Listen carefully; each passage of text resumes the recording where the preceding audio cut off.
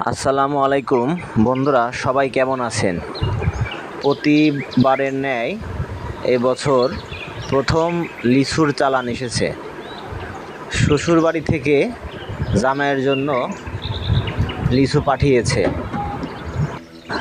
ধন্যবাদ জানাচ্ছি নানা ভাই বা নানা শ্বশুরকে এবং সাথে শাশুড়ি আম্মাকে। কষ্ট করে গরমের মধ্যে লিচু কার্টন করে কুরিয়ার করে ঢাকায় পাঠানোর জন্য। কুরিয়ারে লিচু পাঠানোর কারণে অনেক লিচু চাপ লেগে নষ্ট হয়ে গিয়েছে বা অনেক লিচু কালার পরিবর্তন হয়ে গিয়েছে বা কালো হয়ে গিয়েছে। এখন লিচুগুলাকে বেছে আলাদা করে ফ্রিজে সংরক্ষণ করা হবে।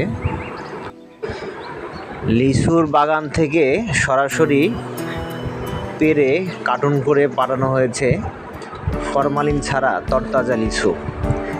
লিচুর কালারটা লাল হয়নি, কারণ স্প্রে করা হয়নি।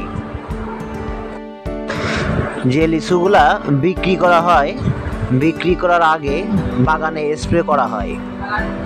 স্প্রে করলে দেখতে যেমন কালার হয়, লাল কালার, দেখতে অনেকটা লোভনীয় হয়।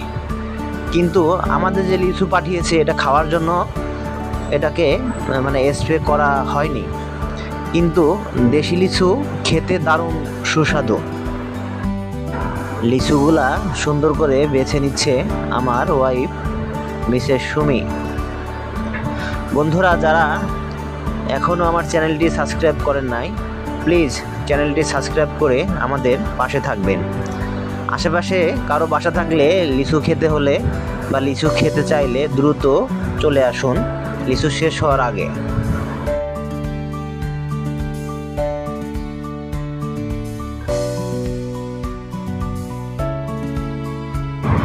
লিচুগুলা বেছে নেওয়া হয়ে গিয়েছে, এখন ফ্রিজে সংরক্ষণ করা হবে। বক্সবন্দি করে বক্সের মধ্যে লিচু সংরক্ষণ করলে অনেক দিন পর্যন্ত রেখে লিচু খেতে পারবেন, যা সহজে নষ্ট হয় না। লিচুর ঢাল সহ আমরা পাতা সহ সংরক্ষণ করে থাকি, তাহলে লিচুগুলা তরতাজা থাকে। আর যখন লিচুগুলার ঢাল কেটে রাখা হয় বা শুধু লিচু রাখা হয়, তখন লিচুগুলা অনেকটা শুকিয়ে যায়। এই জন্য বন্ধুরা, আপনারা পাতা সহ সংরক্ষণ করার চেষ্টা করবেন। বন্ধুরা, যারা এত সময় ভিডিওটি দেখছেন, সবাইকে অনেক অনেক ধন্যবাদ।